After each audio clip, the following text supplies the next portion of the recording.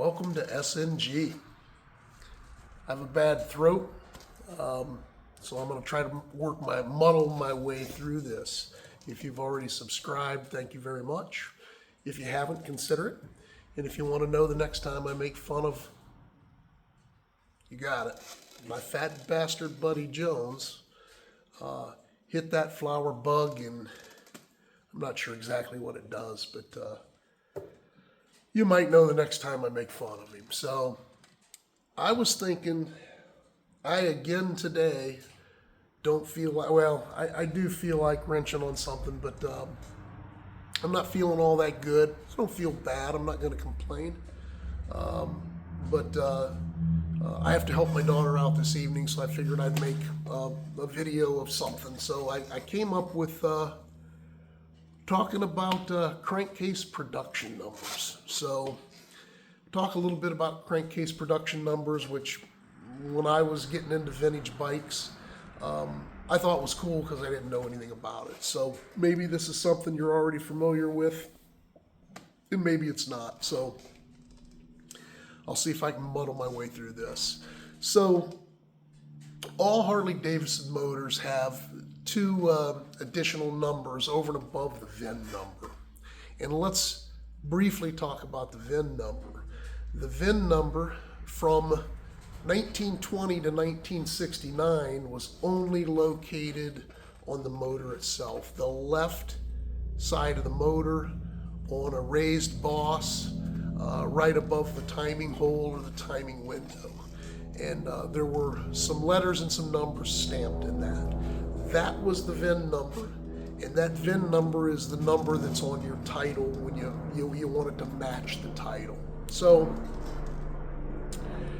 and the VIN number, if you want to know details about VIN numbers, how many numbers there were, how many production of each type of bike was made, was it even or odd numbers that they started with, this book right here, which I talked about in the last video or two, called Bruce Palmer, How to Restore a Harley. All of that information's in here, so you can learn all you'd like to learn about it. But what they did is there were two numbers in the beginning. So this is the VIN number. So if I took like a 1947, there'd be a 4 and a 7. And then next would be the type of machine it was. What model was it? So if we're looking at like a WL45, it would say 47 WL. And then the next 4 or 5 numbers after that would be the production run number. So let's just say we had 1,000, okay? So you'd have something like that. 47's the year, WL is the model, and 1,000 is the first bike off the line. 1,001 would be the second bike off the line. And if you happen to have there's a 1960 bike, 61 FL that I'm working on that you've been watching all these videos on, that VIN number would be a 61 for the year 61. It's an FL model, FL, and then let's say 1222. So that is the number of bike, that model that came off of that production line that year. That's what it was. Now, if there was FLHs, they would be in that same FLH, FL, but you're not going to see another model number like that's from a WL or from an FL. And again, I don't want to get into the VIN numbers. That's a whole different ball game. Just want to get into the crankcase production numbers. So there's your VIN number. Those VIN numbers were only on the engine. They were not on the frame until 1970. They started putting numbers on the frame, and now you had an engine that matched a frame, that matched a transmission, et cetera, et cetera. So these crankcase production numbers, These numbers are located on each side, each half of the crankcase, and they're located in the front half near the front outside edge. And I'm going to show you where these numbers are at. And when I started, we've got somebody pulling in here. Let me hold off. I'll be back.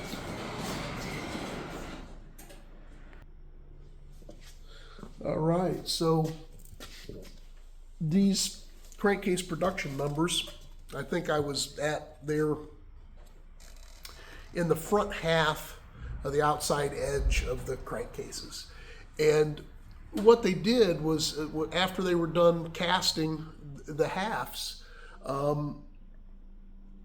the people that were making these things would grab two halves, which would make the lower end of the motor, and they would start to machine them, and they would start drilling holes so that they could bolt them together, and they would drill the crank holes, and they would machine them.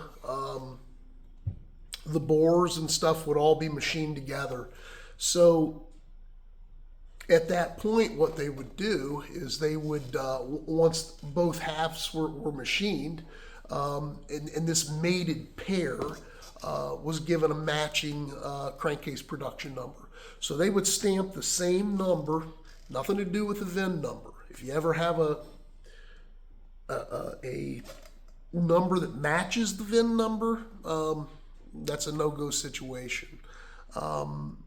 So they would stamp that number on each half. Those numbers would match, and the builder that's yanking these, cast engine halves off of a shelf or off of the production line, or getting ready to build the engine, looks at that number and knows that those were married and machined together. And what that does is help make sure that everything, the bore holes are all the same, that the bearings all line up, that et cetera, et cetera. Now, so they said, man, if you're going to go buy a vintage bike, make sure you have matching, matching cases. Do you have matching cases? So what this doesn't mean is if you don't have matching cases that there's a problem, because there are bikes that have been wrecked and rebuilt and couldn't be welded, and they've mismatched cases. And a lot of dealers had cases that were unmarked, so they would restamp.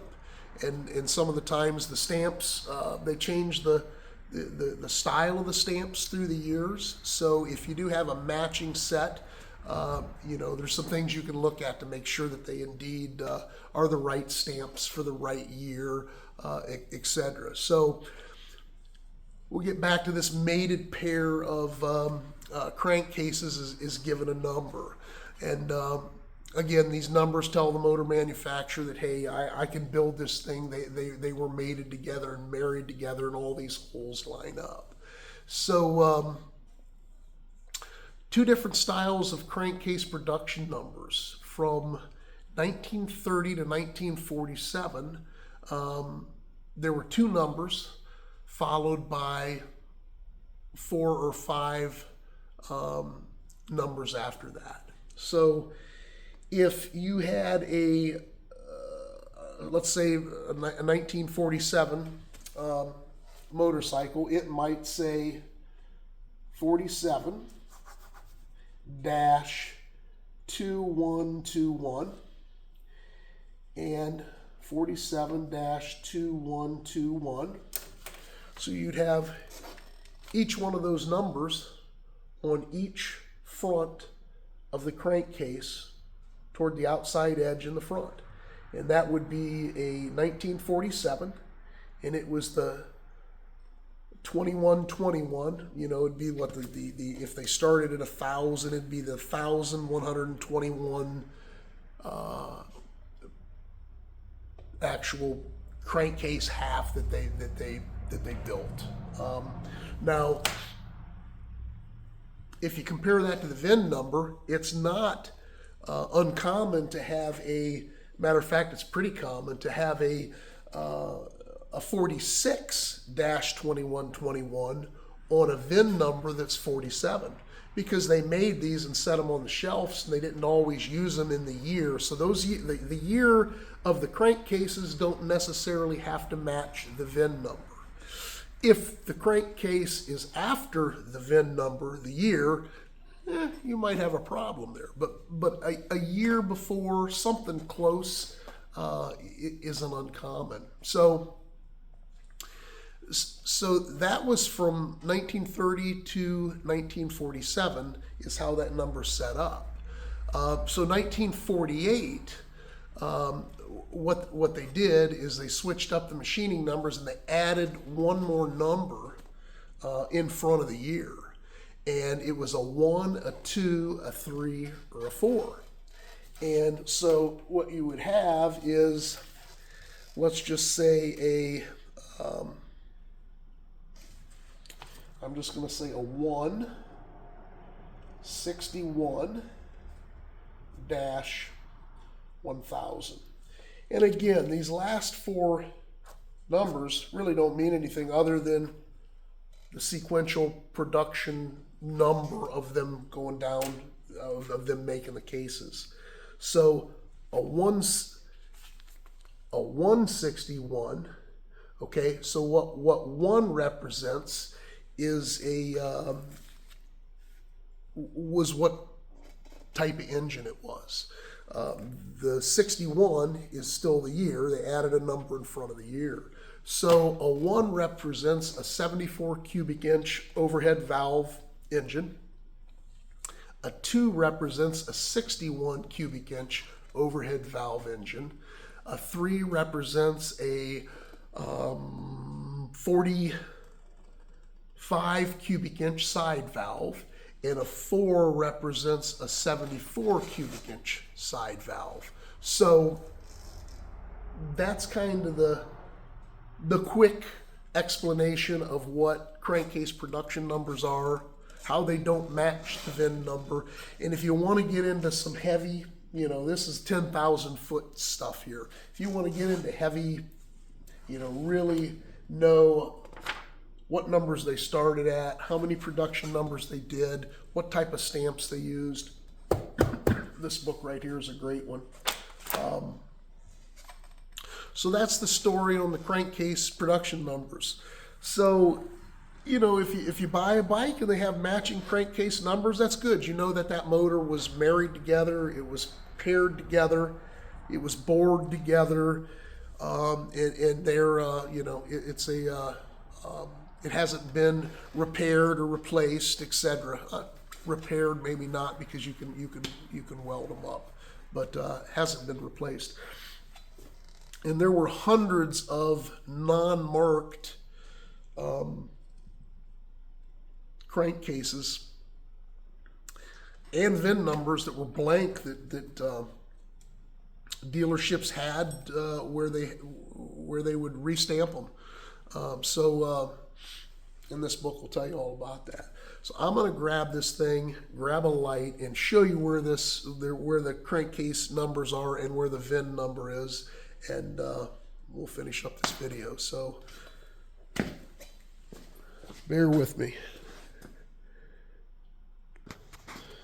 All right, so we're over at the 61FL panhead. So, some people hide their VIN numbers. I mean, I'm hiding a few. Some people say, don't worry about it. I don't know. I don't think it's that big of a deal. But if you're wondering why you can't see the whole thing, I mean, it is, So this is the left side of the engine. Okay. Obviously, bike's sitting this way. And right above the window to set your timing is this raised boss, rectangular raised boss. And if you look, it says 61 FL 3999, let's say. So this is 1961. It's an FL, and I don't even think you can see that. It's an FL model. And it is, then the production numbers after that. So that's what has to match your title. And you want to make sure that you can see that this here, like this 6, is rounded. And some of the years they were had straight sixes on the and nines. So there's a lot of different variations of those stamps. The crankcase numbers, and I couldn't tell before, when I bought this. I assumed it was matching, but I didn't know. I had to take the skid plate off of the bottom to see. I could see the left side, which is, well, hopefully you'll be able to see. I could see the left side, and right here is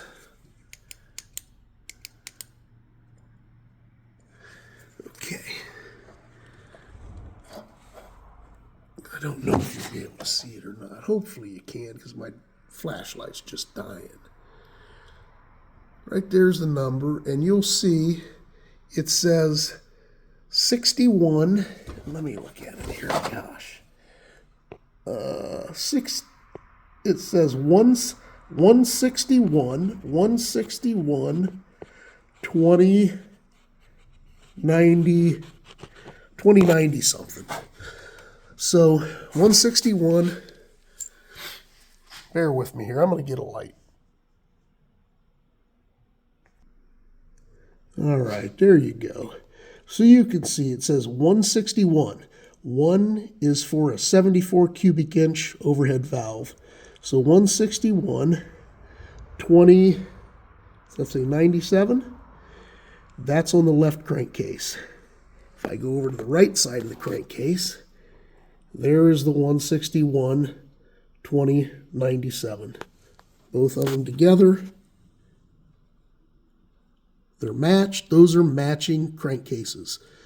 And all that means is that motor came together as a matching pair from Harley Davidson. And that's it.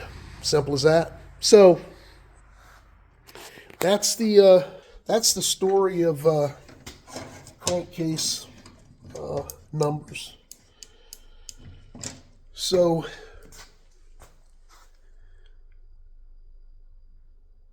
if you like what you see,